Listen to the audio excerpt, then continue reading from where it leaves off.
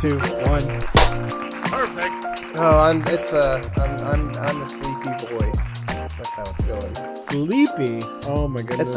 It's like drizzling, raining, and it's like, you know, a Monday evening. It's really cold in my apartment, and I refuse to turn on my heat yet, so I'm just chilly. Yeah, I'm more towards Keith's point of view. It's nice and comfortable, and it's nice and warm and comfy. I've got coffee in my hand, but therein lies the other side, is that I have coffee, so I'm not that tired. I'm all right. My level of tiredness just has to do with how much coffee I'm ingesting currently at the moment. If I start to get too tired, just apply more coffee to the problem. Well, you better get excited, because we're here to talk about the holiday. Oh my goodness, it is the holiday. It's a various smorgasbord of a bunch of holidays all at once. I mean, you got Christmas, you got Britain. Thanksgiving, you got Boxing Day and Kwanzaa and Hanukkah. Cottages in Britain and mansions in LA. I noticed Jewish people have that like guttural like sound with a lot of their H's. What we usually say H. Is it Hanukkah? Hanukkah. Because that feels almost too much. I don't know. I'm not Jewish. I can't really say. I'm not trying to be offensive. I don't know. Yeah, I don't know. Because Hanukkah, it's just too much. It sounds almost like you're showing off. Well, yeah. You're showing off that you can make phlegm. So, like, what's your? Do you enjoy what's your favorite holiday? I mean, do you like Thanksgiving? Do you like Christmas? What do you feel about it, y'all? Halloween is the best holiday. So it is. I mean, yeah. It's probably number 2 for me, but it's a 1 and 2 that are always neck and neck battling it out for me. Because my number 1 is Christmas. So for me, Halloween, the holiday, that's the best holiday. I think I prefer the Christmas season just because it's cool and there's lights and, you know, it's a little more festive.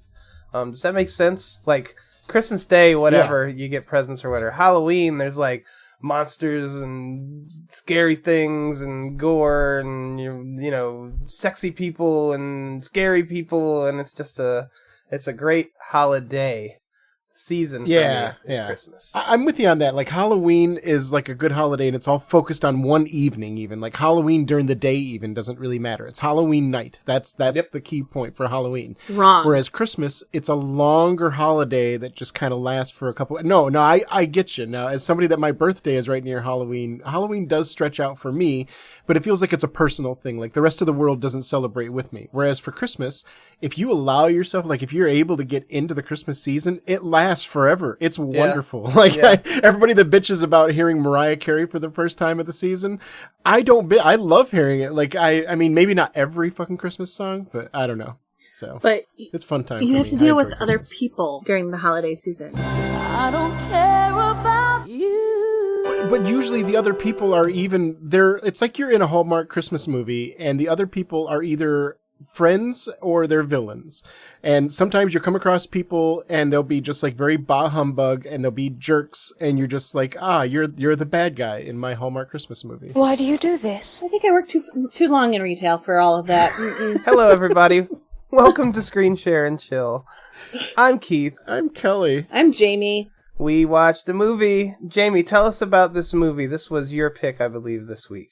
This was my pick. We watched The Holiday, which is a wonderful British/American holiday classic of happiness and sap and sadness and crying. There are a couple of words in that sentence that I would take issue with.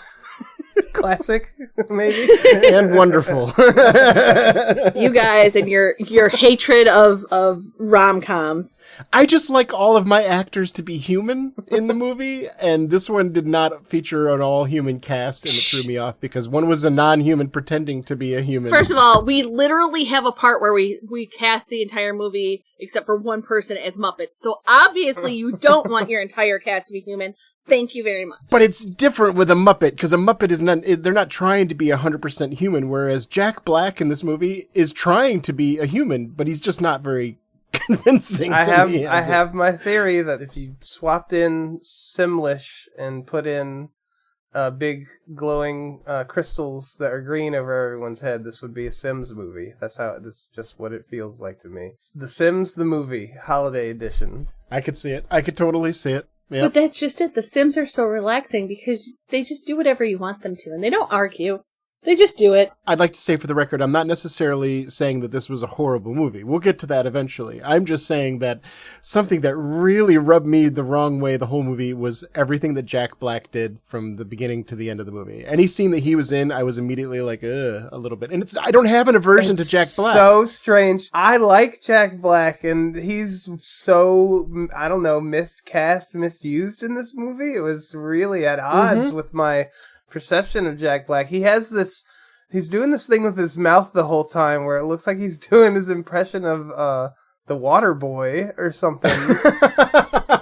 yeah, he's got this weird grin going on. Meanwhile, this movie is where I decided that I could love Jack Black. This movie made me love Jack Black. I think we talked about this right when we got done watching it, but if you watch this movie first, and this was your introduction to Jack Black, then you can watch him become unraveled more as you watch more of Jack Black. But if you know him as the unraveled, passionate nerd guy that most people recognize him as, seeing him in this role is weird because he's like, I don't know, there were several points in this movie where he felt like he was coming across like a serial killer and he was just doing a really good job of fooling this woman because she was really desperate and she hadn't had a good date in a long time. Ugh. I swear to God, I could take pictures. I feel like you could cast a trailer for this movie, which I thought was fitting because of Cameron Diaz's character owning a trailer studio. But you could make a trailer of this movie where it's a murder mystery, or it's just like is he going to kill her by the end of the movie? Because every time he looks at her, he's got this like evil look on his face, which I mean, I guess I recognize that as Jack Black.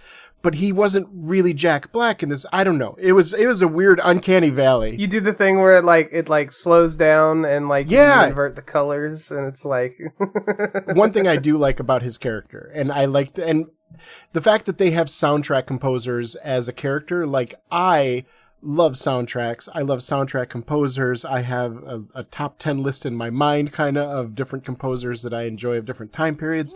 I get into that. So I like that. But there's also the part of me that's like, it's so fitting of Hollywood writers when they're like, okay, we got to write a story about, it's like a rom-com where two people switch lives. What do they do for a living? Well, one's got to be an editor. One's got to work in production house. One's got to be an actor. Well, no, we should have some people that aren't involved in the industry. What do other people do in real life? Well, this guy's an editor for a publishing house. Right. Do you realize how few editors there are in the world? Like, that is a very prestigious, amazing job for most people. Like, you have 10,000 people trying to get that one job. But anyways, am I still here? You are. Yep, you sure are. You can tell I'm the only one that's like actively drinking a really strong cup of coffee. Yeah.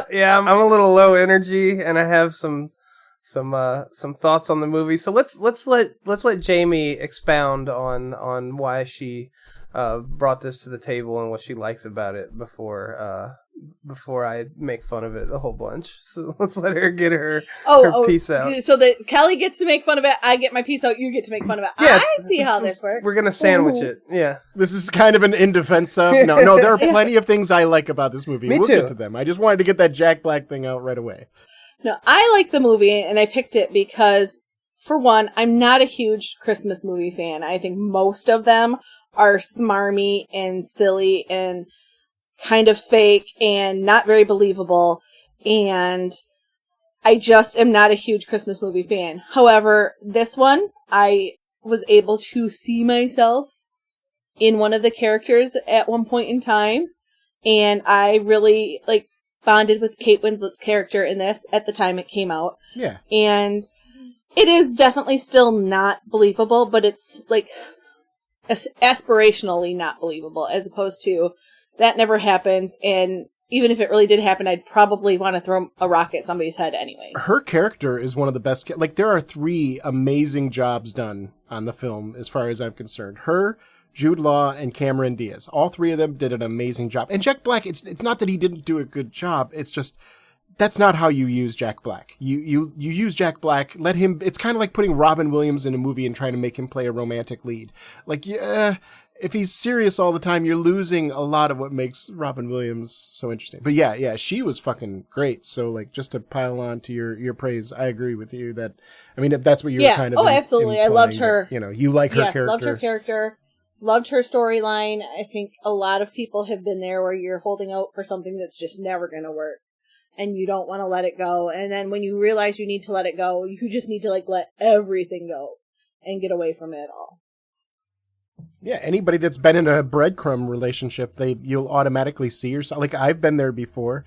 I know what that feels like, and eventually you do have to figure out how to cut the cord because it's not going to get any better. This is Kate Winslet's character, is Iris? Is that who Yes, Iris. About? Yeah, one of my first notes is that, like, I love her character. Like, there's seeing her when she gets to the house that she's staying in, and, the way it's like the same reaction almost I would have to staying in a place like absolutely. that. Oh, yeah. That house is amazing. Like I said, if I was there for 2 weeks, I probably would never leave the house for 2 weeks. Like, you want me to go? Why would I go anywhere? I have all of this here. I'll get my groceries delivered, and I'll just read books and watch movies. Hang out in the play pool. video games and go swimming. Yeah, I mean, come on. That is... there are worse ways to spend a couple weeks. Also, I'm pretty sure you could spend a day in a different room in that house every day for 2 weeks and not be in the same room twice. And this also made me think of like socioeconomic status and how it affects our perceptions of what is interesting and fun and what isn't. So like for a rich person, if you got like Denzel Washington and you put him in this house, I don't know why Denzel, just because I'm sure he's rich. But if you put him in this house, he would look around and probably go, yeah, it looks like a nice house. I like the style, yada, yada. Okay, well, you have to stay in this house for 2 weeks without going anywhere. He'd be like, this is probably really boring, blah, blah, blah, blah, blah. Whereas if you took somebody like me that I'm poor and you put me in that house, even being in that rich person area and enjoying all those luxuries for me for a while will be its own level of entertainment. And and eventually, like, for me, it would get old too. Like, if I all of a sudden became rich tomorrow and I started living in a house like that, how long would it be until that became boring to me? That thought occurred to me when I was looking at how beautiful this house was, that to one person, it's just a house. To another person, it's a vacation. It's a palace. And I think you do kind of see that in how they both react to the different houses. Yeah. Being inside, maybe that's part of it, is being inside somebody else's life gives you, like, you're in somebody else's skin for a minute, and that's exciting in its own way. Right. I don't know. And maybe we're reading way too deep into a holiday. And it is the movie that kind of really advertised the concept of Airbnb and VRBO. Right. So the idea is... Yeah, this was like Airbnb and Pen Pal combined, and like you have to get to know the person and then invite them over to your house. So the setup of this is like... these two ladies who want to step away from their lives are on some kind of service that lets you house swap, basically. Home away, which I want to talk about the interface. That I'm always fascinated by computer movie screens interfaces? in movies. Yeah, like in Hackers, where it's like a big window where you're like putting the thing in. Dirty. And it's you can see like the inside of the computer rendered in 3D as you're like flying through all that kind of noises, and the camera's panning back and forth. Everything's neon and black. This one was like a messenger, but it was in the shape of a house, but it was also the desktop of the computer. It was built right into it because I saw the little desktop icons on there. Mm-hmm. So are we to believe that there's a built-in bespoke messenger for this service that resides on your desktop? It's just so... Okay, the tech nerd in me finds it much more likely that if we're taking this literally, that you're saying, so like the monitor was shaped like a house? Because I don't remember seeing that. No. Like you're looking at a monitor, and you can see on the desktop, but the chat feature is like the desktop background. Yeah, so that's basically like a Windows theme for the time. It was probably just somebody in the background going, we got to do some basic UI elements. So, hey, 2D artist, come here. And what's the conversation about? They're switching houses. Gotcha. You got houses everywhere. Yeah. Yeah. But it's such a little thing, but it jumps out at me every time I see shit like that in a movie. Well, of course, you're a 2D artist, so I didn't even notice that shit, so... Yeah, I wouldn't have either, but I know you're not alone. I do have other friends that'll always point out what the computer interfaces look like in movies because they're so ridiculous. Yeah, it's like so detached from reality, the way people interact, or at least used to interact. I guess still do interact with. That's why when we were talking about Batman and he had these big, huge monitors, and the huge monitor that's fucking 20 feet only has room for 3 lines of text. Think about how big each individual fucking And then I did look it up. HomeAway did become part of VRBO officially. Was it a real program? 2015. Yes, it was. I Googled HomeAway as soon as I got done watching this movie because it was such an awesome idea to me.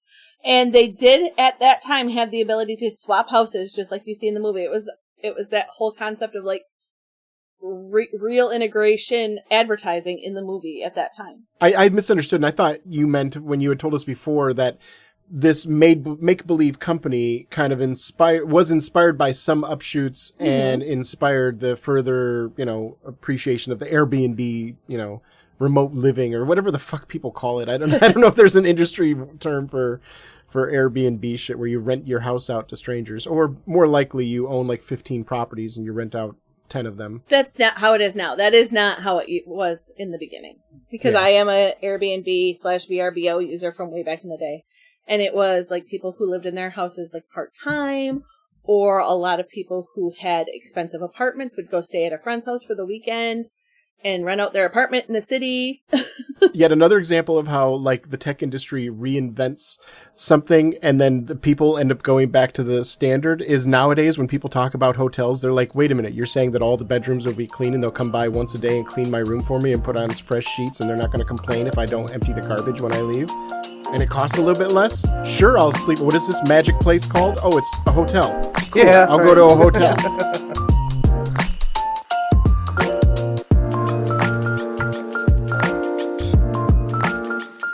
Speaking of how you were like, you could cut this at a horror movie, I kind of feel the same way about the Jude Law and Cameron Diaz story, because he just kind of shows up to her cottage in the woods.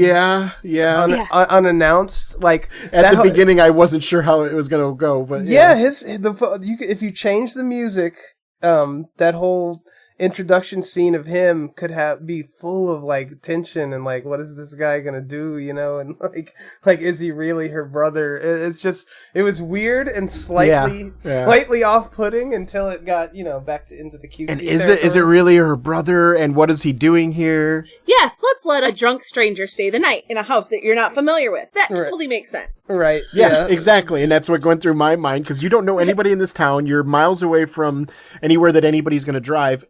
And, where the driver's going to drive is totally plot dependent. That's plot armor for this kind of rom-com. Because at the beginning, he will not go down that road. But several other times in the movie, he goes down that road just fine, thank you. So, whatever. He got over it pretty quickly, I guess.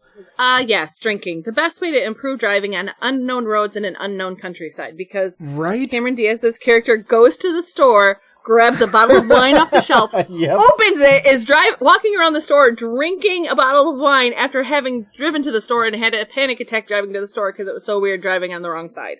Yeah. She was having trouble driving to begin with, so her answer was to pull over and immediately go into a liquor store and uncork a bottle of wine and start chugging it as she's walking to the counter. Ma'am, put the bottle down. There are meetings in this town that you probably would benefit to attend. I have to point this out because I convinced myself that it's true. I'm not sure if it was that morning after or if there was another morning after scene, but there's the scene with Jude Law and Cameron Diaz, and they're talking in the kitchen. I think it might have been the morning after he slept over or whatever. But I am 100% convinced that they were not in the same room when they shot it, because that whole scene, it's just back and forth shots of them talking, and they're never interacting directly with each other. Yeah, directly with each other. Until he leaves, and then I think they take a ride together or something, and then they're in the car together. But during the talking scene in the kitchen, I was like, those motherfuckers aren't even in the same room. And it's possible. It's possible. And you know what? That makes me like tip my hat more to those actors, because their chemistry was pretty solid. Like, I believe that. Like, it's always like you find yourself either rooting for the romantic couple or not rooting for them. And I was rooting for them pretty early on, and that continued throughout the movie. I found them both to be kind of fleshed out characters. I mean, he was a little bit of a male Mary Sue for single women. Not gonna lie. Like every time you think he's gonna do something that might be a little a kilter, he ends up just being completely wholesome and open and a wonderful fucking guy. And it's like, okay, so no wonder he's like, he should have no trouble finding a woman because he's just beautiful and smart and rich and, you know, like, and he's a good father and he cares for his kids in a very genuine way. Like, which, by the way, the kid actors. And he's not even divorced. He's a widow. Yeah, exactly. It's not, nothing was his fault ever. This man was born into a rose petal and just lived his, like, he was, you know how they always say the Disney princesses are dressed by cartoon animals? He was too. He's so shy about how, I lovingly care for my 2 daughters by myself. I'm so embarrassed. You know, like you know what? If more male action figures had characters like, if they were like this in the 80s, we'd see a completely different generation of men walking the world today. Because, like, even though I'm mocking it because, yeah, that's the kind of stuff that you would want to see in a person in real life. But that's absurd to see that in a movie. You don't see a man that, like, cares about his kids and he keeps them private because he doesn't want them to be impeded by his romance or his sex life or whatever's going on. He's very big on consent, which, yay for the movie on doing that too. When they came back and they were rip-roaring drunk, he put her to bed and slept on the couch kind of thing. You know, I mean, right. It sounds weird to pat somebody on the back for not assaulting anybody, but you know what? In a lot of times in these movies, how many times have we talked about movies where it's either borderline assault or, you know, just straight up? Absolutely. So, I want to drill down on why I say this reminds me of The Sims so much. Okay. So, and why is that, Keith? Well, first of all, you have the soundtrack, which is actually really, really fucking good because it's by Hans Zimmer. But it very much sounds like the music that, like, when The Sims is loading or when you're first getting into the neighborhood, the whole movie is scored like that. That sort of wholesome, upbeat, got a little zest in the step and classical instruments of, you know, woodwinds and piano and strings. So that's element 1. Flea Flarkenbogen. Element 2 is everyone is just always walking into other people's houses. And it's like your quirky neighbors. So you have you have Jack Black and you have the old Jewish movie producer guy. That we're not sure if he's a creep or a really wholesome old man, even after finishing the movie. Right. I'm not 100% sure. Then they show them all doing these activities with these strangers who keep walking in their house. Like she's out at dinner with the old guy, and then Cameron Diaz and Jude Law are off doing their thing. And I'm telling you, man, if you CGI in a big green spinning jewel above all of their heads, it's a fucking Sims movie. Oh, you know, if we had more time and energy on our hands, we could put a little filter over it, like a little bokeh filter or something, and put some Sim music, or not even change the music, just keep the soundtrack playing, but throw Simlish over the entire thing and put little gems on top of them. In another world where we make enough money doing this podcast where I don't have to have a 9 to 5, I would totally put the time into doing that. But unfortunately, we live in a world where I got to do the edits. So that thought inspires me that, God damn, I would love to see a Sims movie with not a word of English. It'd be like a silent film almost, right? You'd have to get what's going on based on, I mean, you could cheat maybe and have like a progress bar while they're doing stuff, because that happens in The Sims, you know, like while they're cooking, a little bar going across. But if you could successfully make a Sims movie where you can tell what the plot is and how people are feeling without explicitly, you know, hearing words, I think that would be amazing. That could be one of the funniest movies that's ever been made. That reminds me of, like, I remember, okay, so I'm one of my guilty pleasures is I'm a fan of Friends, the sitcom from the 90s and early 2000s. I used to watch it with my mom, so, like, there's a weird, I enjoy it. I know it's problematic. Anyways, one of the weird trivia facts about it is that there are a lot of people in other countries or people that have recently immigrated to the United States that they learn English via the Friends TV show, which is very common. Like people in the 90s used to joke that I learned how to speak English from the Police Academy movies or Ghostbusters and that kind of stuff. So it's very common, and it's a good way for people because you're learning it conversationally because watching people talk and you can pause it and rewind it.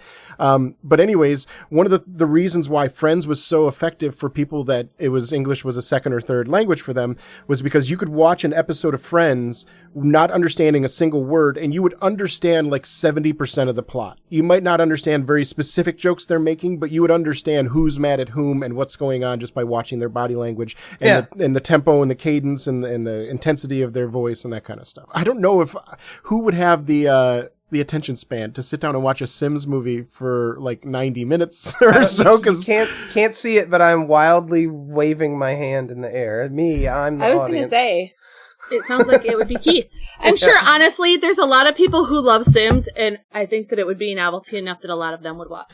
Yeah, so I mean, it would be interesting, but I'm curious if, Amanda and John that are in downtown somewhere in Ohio, if they would go to see the Sim movie where they have to pay a fucking attention and they really would try to read the scene. If you cast it right, they would. If you cast it right, it'll get asses. Jude Law, Cameron Diaz, Jack Black, yeah, Kate Winslet. Perfect. Shoot it, Hollywood. Yeah. This is your mandate to make the Sims movie.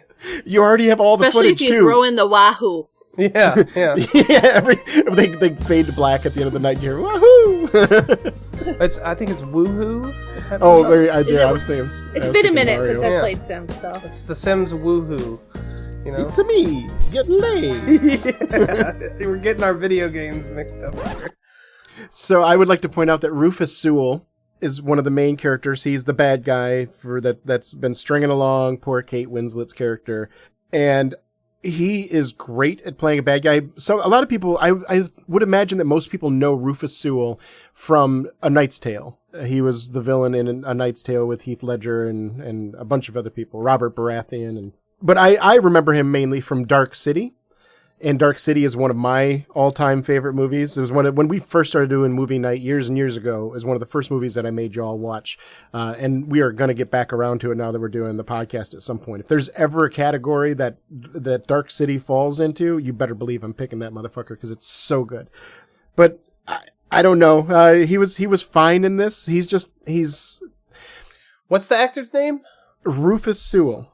He gives me like bargain bin Ian McShane. I can see that. And see, I look at it the other way around. To me, Rufus Sewell is like top level actor, and Ian McShane is somebody that I haven't really done a lot. I haven't seen a lot with him in it, so he looks like an older alternative to Rufus Sewell. But I mean, it's just a matter where you come from. Right. If you've watched Deadwood, I'm sure Ian McShane is a huge. Yeah.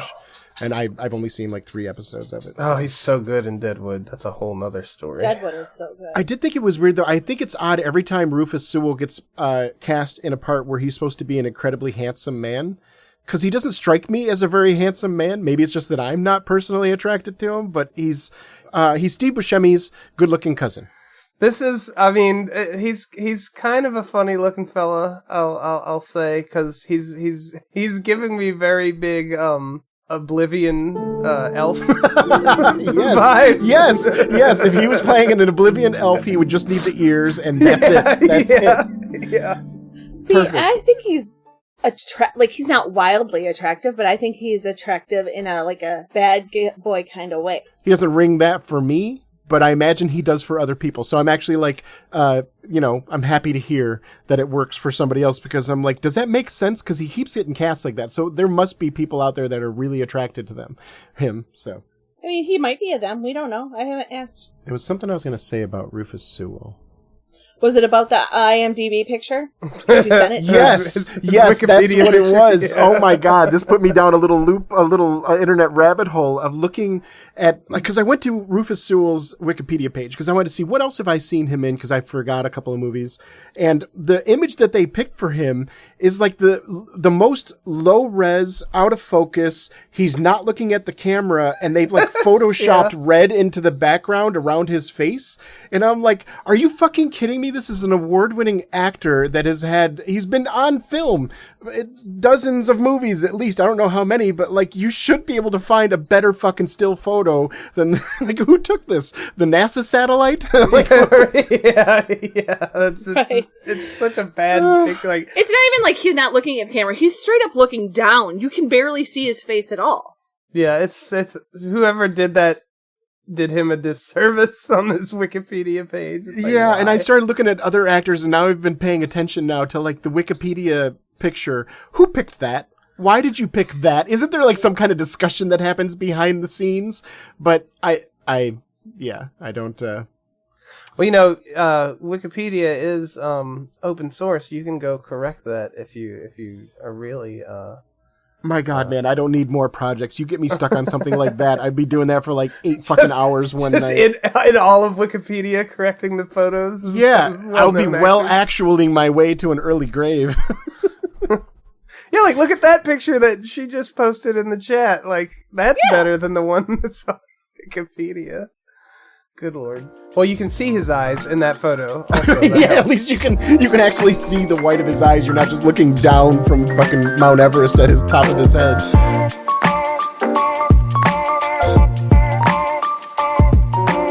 At one point, Cameron Diaz says, nobody has time for sex. And I was like, oh, that's the first red flag. Like, there's something going on in your life.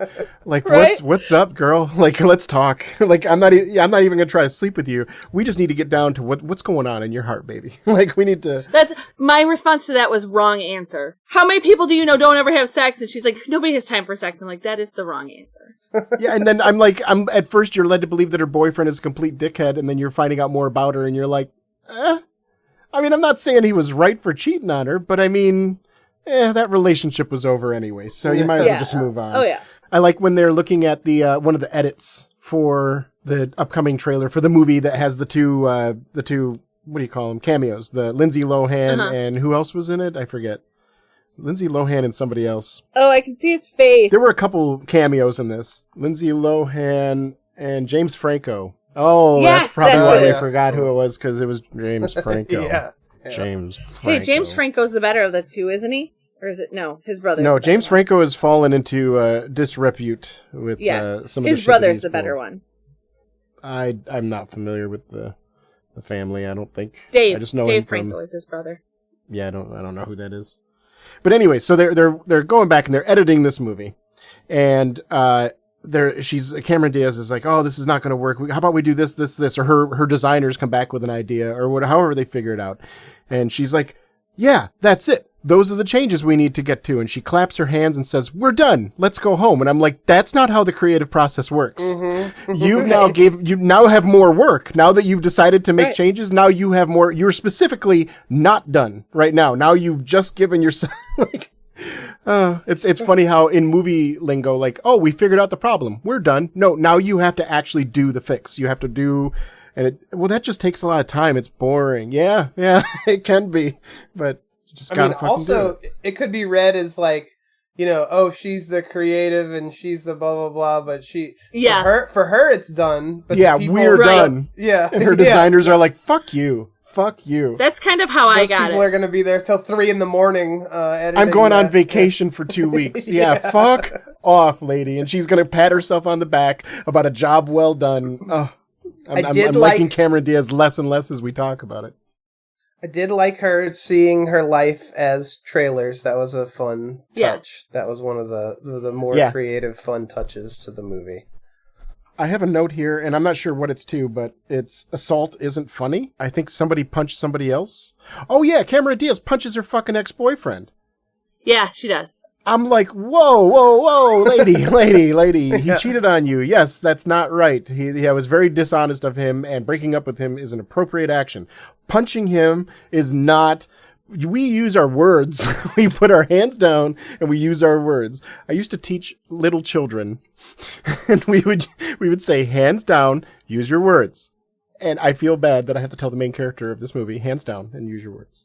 I do feel that there are some people that we need to name that are in the cast that are tiny, tiny parts that are now pretty big names. Jim from The Office is one. Yep. You have Shannon Sossaman, who is the girl from the Knight's Tale. You have Catherine Hahn. She plays the best friend of Cameron Diaz's character, and now she's like, Agatha all along everywhere. Oh, yeah. That's her. Yep. Okay. Yeah, it took me, I had to look it up, but I see, yeah. You got Sarah Parrish, and she plays the best friend in a bunch of English comedies. The old guy is Eli Wallach. He's a really well-known old Western actor. You got Bill Macy. You have Shelley Berman. They're the old guys that are in every show at that time. Like, every time they need an old guy, those are the three that they would cast. The only one I definitely recognized was Dustin Hoffman. Oh yeah, Dustin Hoffman. Yeah, and I mean, but he's not a little name. Oh yeah, because he plays Dustin Hoffman. Yeah, and it's funny because according to the Wikipedia article, he was just in the area doing some shopping anyways, and he saw a movie was filming, so he went over and checked it out, and he saw that Nancy Meyers was directing it, and he knew Nancy Meyers, so he decided to just walk over and say hello to everybody, and they were like, "Hey, do you want to be in this scene?" And he's like, "All right, sure." So they just had him in the fucking Blockbuster when they went there. It just so happened. He wasn't planned to be in it or anything. He was just like, "Hey, I'll Nancy Meyers is a huge romantic comedy director name, so. And she's very well liked. A lot of people love her, so she must be very very personable. Or what I'm reading is he was literally at Blockbuster to get a video, and he saw them setting up the scene. Yeah, like, there you go. There you go. I thought that's what it was, but wasn't sure. Yeah, that's cool. And I looked at even her directorial history, her filmography, and not that many good hits. I gotta tell you, like, me being the person that I enjoy stats a little bit, I'm not a huge nerd for stats, but I do enjoy a few stats here and there. Her Metascore and her, what is it called? Rotten Tomatoes average. So if you take it on 100 percentile, her highest score for a movie on Metacritic was 66%. It's the highest she's ever done. And she was a director for like 20 years or something like that. Her average is 52.2. So that means like a good portion of her movies rest within the 30 to 50 range. And that's why it's so weird that like Dustin Hoffman's like, "Oh my God, I love this woman. I got to go say hi to her." And I'm like, really? Because she hasn't really done that many good movies. But can we be real honest here about movie critics, and especially on websites, and how often they are male and skew very anti-female in a lot of ways? Can we not ignore that is a definite thing? We've seen how they've impacted the movies lately that are seen as feminist blockbusters, and before they even hit the screens, they're widely impacted by review bombs. Yeah, and that's also what led me to think like why there must be a reason why people like Dustin Hoffman was just one of many that when I was looking up quotes about her, everybody loves this woman. So that's why I was like, everybody loves you. I've seen one movie so far that was pretty good. Spoiler alert, but it was pretty good.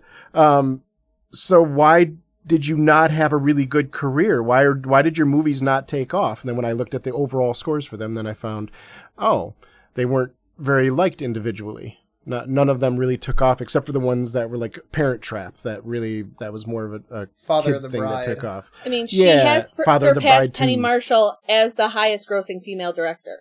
Yeah, but that feels like it's just a matter of like quantity over quality because she's just been directing a lot of movies rather than like.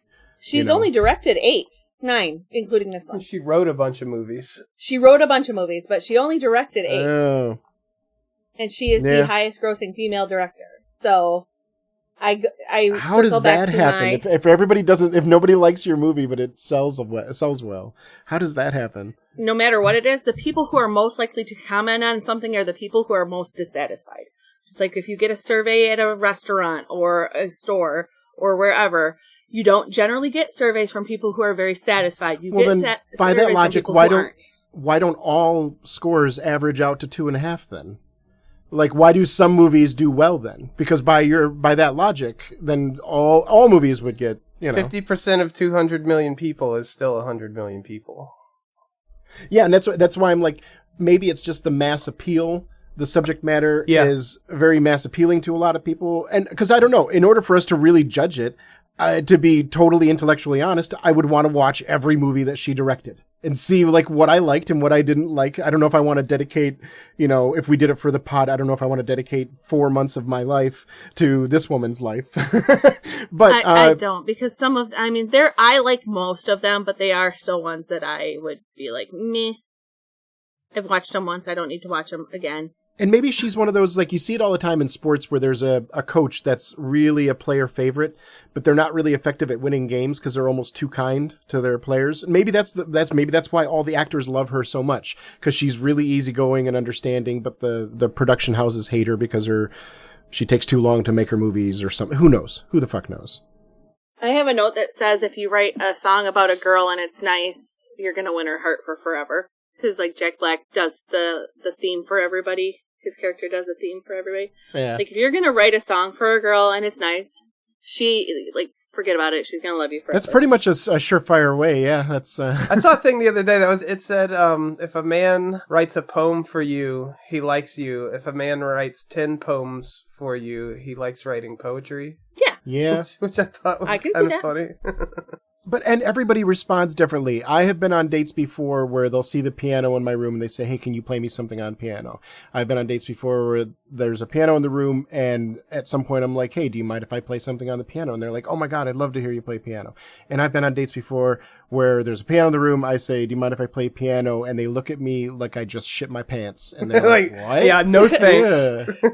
And I'm like, okay, it was nice meeting you. I guess if me playing piano randomly is going to be something that turns you off, then there's definitely, there are some people who are just not auditory people that, obviously there are limitations to everything, but I've dated people before that you could already tell that there was an early disconnect when I was like, what kind of music do you like? And they're like, I don't really listen to music. I'm like never? Yeah. Do you have a soul? I'm like, do you have a radio in your house? And they're like, yeah. And they showed me this little tiny boombox, those little ones that barely fit a CD player in the top. And that's all they had in their entire house to listen to music because they had 3 CDs. How do you get back and forth to work? Just silence? Are you raw dogging it on the way to work? Listen to talk radio? Or some people just drive in fucking silence. Right. I like listening to audiobooks and podcasts. Honestly, that's where I listen to our podcast sometimes, is there's a day of the week if I want to listen to it. Too. Yeah. So I get that's 100% why. But if I'm I have to be in the right mood, because if I'm if I'm in a bad mood, I'm going to want to listen to music. If I'm in a really good mood, I'm probably going to want to listen to music. I need to be in a good medium mood for. When my car was in the shop last week, the car that I borrowed from my boss to get to and from work while it was getting repaired did not have a radio. And let me tell you what, raw dogging a commute to work fucking sucks. I missed my audio so much. I would put an earbud in or something. I would have to. I can't. I don't want to just sit and be alone with my thoughts for several minutes. Right, Are you kidding? Right? Absolutely not. My car had the thing where my sync wasn't working, so I couldn't hear my own music. I had to listen to the actual radio for a week. And at least it's just something, magically though. Started working again. It is, but it's still annoying. I want my music. I want my well-curated You have to lists. listen to, the advertisements are what suck there. And songs I don't like. And then you try to change the channel, and it's another song you don't like. I want my well-curated list. For my podcast.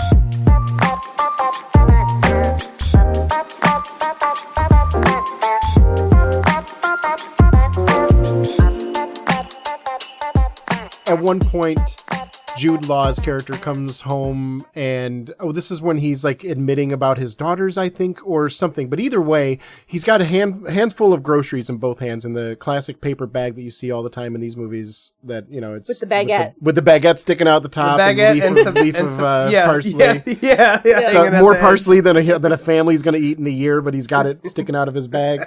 But anyways, the kids are like, Papa, what do you have in the bag? What do you have in the bag? And he sets them down and they start taking out groceries and they carry them over to the floor and they both just start staring at the groceries on the floor like this is the most interesting thing in the goddamn world. I did One of not them looks notice like a block of butter. They take out a block of butter and set it on the ground. They're like, wow, just staring at fucking groceries. These poor English urchins that just have to play with groceries. I'm like, what does that say about the family that it's a big, huge event that they have butter again, From their rich father, who's an editor, he finally can afford groceries for the kids to stare at. Yeah. I mean, I get it. Butter is expensive, and not all the time can I afford like real butter. So sometimes I do get the I can't believe this is edible stuff. Yeah. But it's not. I feel like this movie at times, Jude Law is so perfect that this movie sets unreal expectations for men. I feel like it's misandrous just a little bit. Because it is it's a wee bit of a romantic comedy trope that the men are a little bit ridiculously perfect. Yeah, my next 3 notes are Jude Law is too perfect, Jack Black looks psycho, Jasper is a breadcrumbing asshole. I have a big note that just says "fuck you, Jasper." Yeah, because he's a breadcrumbing asshole. Like, just let her God, go. when he You're shows getting back married up. to somebody else. Yeah, like, Right. just leave her alone, I think man. that's when I wrote it. That's when I wrote it. Was when he shows back up. It was just like, well, fuck you, Jasper. The best thing a breadcrumber can do is just leave you the fuck alone. Just go about your life. If I'm not that big of a deal to you, then go do your own thing. But then they wouldn't be a breadcrumber. Well, yeah, exactly. Then they wouldn't be an asshole breadcrumber. And there was a moment where in this movie, I don't mean to get like I'm trying to psychoanalyze you because I didn't know that you saw yourself in this character when I watched the movie. Well, no, but you but the note I put that telling off Jasper felt like the writer having therapy through fantasy kind of thing. They wish when they got breadcrumbed that they said that to the guy or the girl or whoever that did this to them. And now, like, I mean, and as somebody, and how do I recognize that? Because I've been there before. I mean, not very often in my life. I've been fortunate in that way, but I've been there enough where I know that I don't know how many relationships that are like that with that dynamic end with that conversation that way. Right. But boy, would it be nice if it did. Wouldn't it be nice if the world were just that right? That it was just that just. But I don't. So yeah, it was a little bit of a fantasy there. It is, like I said, rom-coms kind of do fantasy in a different way than a fantasy would do fantasy. Jack Black and Kate's romance was so quick to hurry up at the end that it felt like it was a little too small. Maybe that's part of why I didn't get into it, or it might have just been Jack Black's inhuman character. I don't know. It's inhuman. It definitely, because he's so into that other girl that you barely ever see at all, that it's kind of abrupt. I did not expect to find a suicide via huffing gas scene in the middle of my rom-com.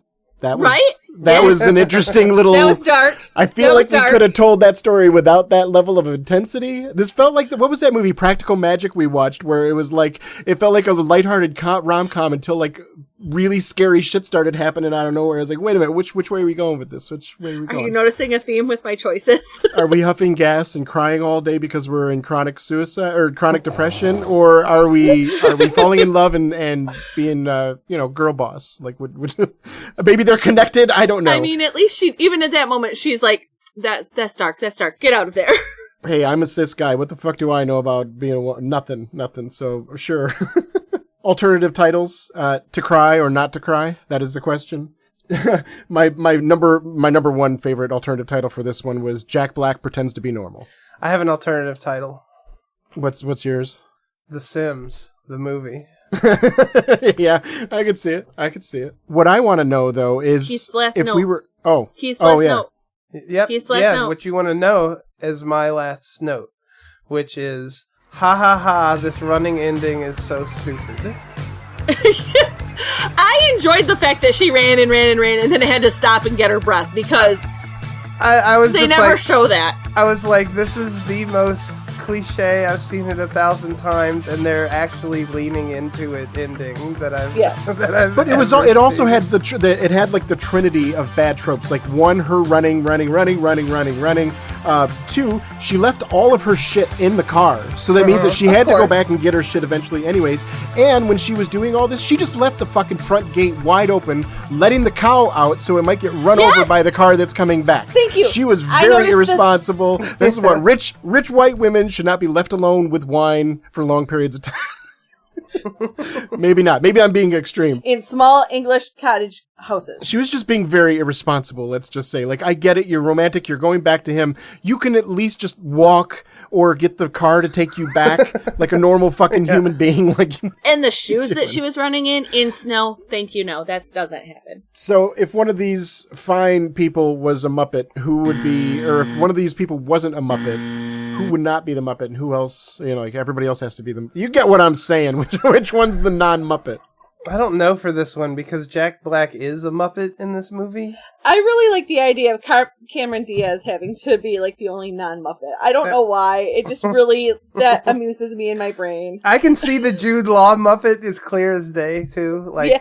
Oh yeah, it looks just like a very generic white guy Muppet. He'd be the handsome guy. Like there's the handsome guy puppet. I know that the one person it would definitely put a different spin on things is if everybody was a Muppet except for Kate Winslet's character, because then you have a bunch of Muppets and then the only human on the scene is just crying constantly. Yeah, and it's like, which emotion should I be feeling with this? Because these characters are all completely wacka wacka wacka, and this person looks like they're about. Oh, and then you'd have one of the Muppets trying to kill themselves via huffing gas. So that's no. If she's not the Muppet, then no. No, but I'm saying like Kate Winslet would be the human. So Cameron Diaz is the one I think that tries, isn't it? No, it's Kate Winslet. Oh yeah, it makes sense because she was for some reason in my mind I remembered it as Cameron Diaz, but yeah, either way. So what about the popcorn bucket? What is it? I don't know. There's no like catchy thing in this movie that you can angle a popcorn bucket about.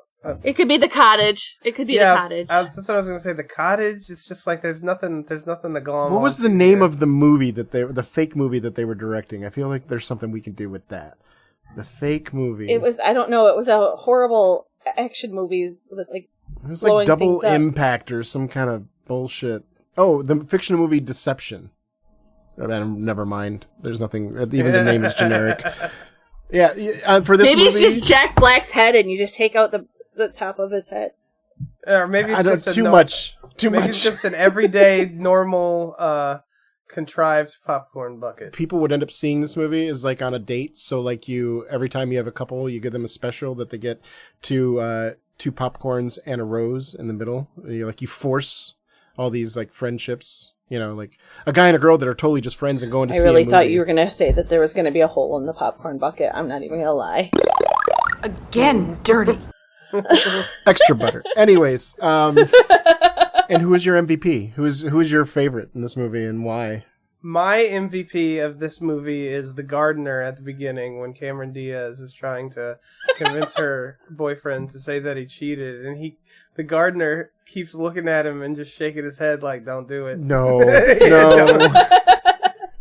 I know it'll make you feel better in this moment, but don't. Just don't. Yeah, he's like, "Don't do it, man." He's like, "Fine. Yeah, you know what? I did." And you see the farmer just close his eyes like, fuck. Like, yeah.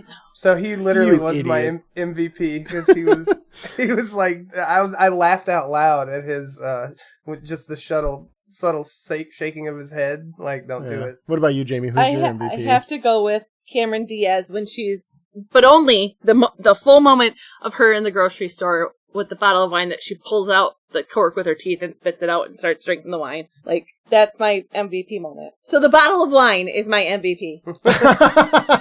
I mean, we mock the moments where Cameron Diaz, her obliviousness kind of runs into the kind of absurd territory, but overall her energy is infectious this whole movie. Like when she's down, I feel down. When she's up, I feel same with Kate Winslet. Both of them did amazing jobs, and Jude Law did just enough to not get in either one of their way, and he's already likable to begin with, so I don't even know how much he had to really crank up his own ability in this, because he was just a likable normal dude. He just had to be normal, much like Jack Black tried to and failed. My MVP is going to be Kate Winslet, and this is just straight up nothing funny, just because I thought she did such a good job with this.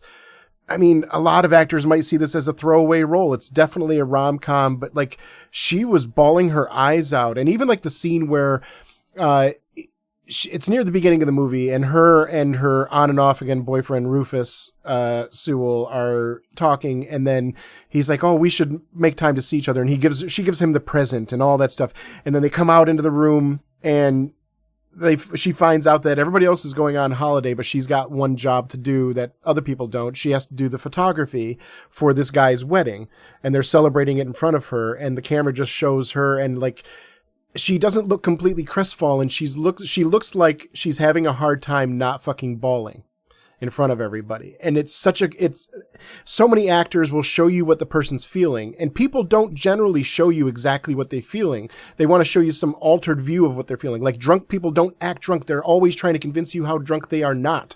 They're always trying to sound more sophisticated and things like that than a sober person might want to. So, I thought she was great at every scene she was in. She was fucking likable, identifiable, and, yeah, she's just an amazing actor. She's a stellar actor. Yeah, she is. Yep. So, now has come that time where we have watched the movie, we've discussed it, we've talked about all the ins and outs and popcorn buckets and Muppets and all that stuff. And the last question that applies is, did you enjoy the movie and would you give it a thumbs up? First, let's start with Keith. You really want to do this? Here. Now? Yes. Okay. Let's do it! I am gonna thumbs down this one. It's just not my cup of tea. I can see why people would like it, but it's so sort of saccharine sweet, which I get. If you're not as cynical as me, you'll probably like it more. Really turned off by Jack Black in this movie. I don't understand what he was doing. It's really hard for me to like, because usually like it's like, ooh, Jack Black, but if I saw this again, I'd be like, no, this is the one we don't talk about. It felt like he was trying to find his own footing as an actor at this point. Yeah. He didn't know who he was trying to be in Hollywood, and this was not a good fit for him. Yeah, it was just very strange, but to each their own. But yeah, this one just isn't for me. That's a thumbs down from me, unfortunately. How about you, Kelly? I have very similar opinions, but I will say the music, the music is great. The music is great. The love affair between Cameron Diaz and Jude Law was well done. I found myself rooting for them early and often, even though she was kind of a dumbass at a few points. He was perfect enough where it still balanced out. I'm curious if we saw this movie 6 months from now. How they doing? Are they still like each other, or what's going on there? Kate Winslet, an amazing performance in a movie that didn't deserve this. I mean, I guess it does. Every piece of art deserves this level of commitment, but like, it makes other actors seem like lesser at their craft when you see somebody like this, that she gave 100% of her ability to a rom-com, and I fucking dig that, and that's incredible, and the proof is in the pudding. Jack Black, huge negative. I do not like him in this movie, as I've said over and over again. I wish they would have hired a human to play this role, because it would have been a lot more believable.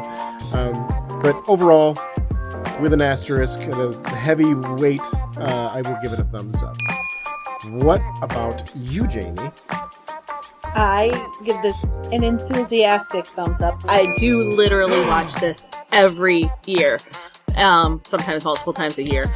It's just like, it's something that actually warms my heart and gives me the Christmas spirit, as opposed to the rest of the Christmas movies. Like, good God forbid, Charlie Brown and Snowman one and Rudolph, they all make me want to just like break TVs. Hey, you put some respect on Frosty's name, all right? Oh God, I hate Frosty. I hate, like, that movie is the worst thing in the world to me.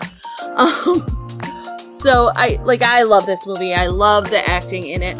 I love Jack Black in it. It makes me see Jack Black as a leading man, as opposed to just a really great character actor who is funny and great at physicality. I actually like Jack Black as a man in a leading role in this movie. Yeah, I love that. I love the fact that Keith and I feel slightly validated and vindicated. Somebody else shared my uncanny valley with this character, so I wasn't just being mean to him out of nowhere. But also, I feel good that somebody else did enjoy him, because I don't want him to get a bunch of hate, because it just strikes as an actor that is, I know now that he's very talented in other roles. This just wasn't the right kind of role for him, in my opinion. Now to find out it's kind of like finding out from you that Rufus Sewell is a very handsome man. Cool. I was hoping that. It didn't quite work on me. His charms didn't have that effect on me. I found Rufus Sewell talented, but... Let's back up. Very handsome might be stretching it, but I definitely can see the dark the dark, brooding. Oh, that is splitting hairs. attractiveness of it. I love it. I love it. All right. So that is a 2 out of 3. So not a perfect score from the Screenshare and Chill team. But we overall, I don't think any of us looks back at that time and said, oh my God, that was the worst. I didn't hate it. I wasn't offended or anything. Yeah, it was still an enjoyable time, and we had some good, enjoyable conversation that came from it, which is part of the reason why we do this. Part of the reason why art exists is so that different people can experience different perspectives on it and take away different meanings and feel different emotions and all the shit that you already know. That's why you're here. It's why you're still listening to this podcast. What are we, an hour plus into it and you're still listening to me? So that must mean that you, either that or you're still doing dishes and you don't want to get your... Or you're just on your way to work and you don't have anything lined up behind us. Yeah, you're on your way to work. You're like, captive it's audience. too late to change the station now. I'll just let them talk until I turn the fucking car off, and then I'm switching to the other pod I listen to. Those people are funnier anyways. Yeah, so if you do have thoughts to share, feel free to share them with us, whether it's on Facebook or Instagram, or we have a Blue Sky account now. We have a TikTok account, and we have people there actually like responding to things. So if you have an opinion to share, look for us on all the different social medias, especially ko-fi.com/screenshare, where you can sponsor us for as little as, I think I have like $4 a month or something like that. And all that does is help pay for like the movies that we rent and the basic stuff that we do to make the podcast. Cause I mean, we're not exactly making a lot of money or anything over here. So it just goes right into making a better podcast for y'all. So any money? Yeah. Yeah. I mean, whatever. We'll take, if you got some coins in your couch, go ahead and send them our way. Coupons? Any good coupons? Yeah. We need all the help we can get. Our address is the North Pole. Even. Those are great. It's Christmas time. What better way to tell a loved one that you care for them than to buy them a gift subscription to Screenshare and Chill's polls on ko-fi.com. That's as classic as apple pie and hot dogs for Christmas. And, if you really can't stand like me, you could give us enough money to make me watch Frosty the Snowman and torture me. You could pay me to watch this movie again if you wanted to. Maybe you will enjoy listening to our voices, especially if you are home alone. So, Keith, we're watching your movie next week. Have you decided what we're watching for your Christmas option? It's not going to be Home Alone. I'll tell you that much. I know someone else who might be picking that, so I don't want to step on their choice, I wonder. I don't know yet, but it will be a holiday-themed movie, a Christmas-themed holiday movie. Well, I don't know of a way to get people more excited than saying, I don't know. But it will be holiday themed. Yeah. You'll just have to tune in. You have to put suspenseful music there. You should know this. Again, if they're still here at this point in the pod, that means that they must like us or something. So I guess we'll hope that that's enough. If not, then please give us another chance. We'll be funnier next episode. We'll fire Keith if we have to. Don't worry. Anyways, so thank you for joining us. I'm just kidding. We all love Keith. We're not. Nobody can get fired. Nobody's getting paid to begin with. So there's really no firing happening. Volunteering their time. I'm calling HR on y'all. I've been talking about interspecies erotica, and if we have an HR department, they are failing. Also, why would you fire the funnier one? That doesn't make sense. Hold on. Stop the presses. Do you know what I didn't bring up today? What? Yeah, Jamie knows. Wow. Yeah, We actually I don't even want to say it. We broke new ground! Oh my God. This is probably the first episode ever.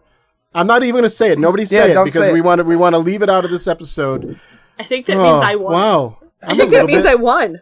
I'm a little bit sad right now. I'm a little disappointed in myself that I couldn't find a connection between this and... I am the queen of the world! And we even had an alien character. We had Jack Black playing a fucking alien.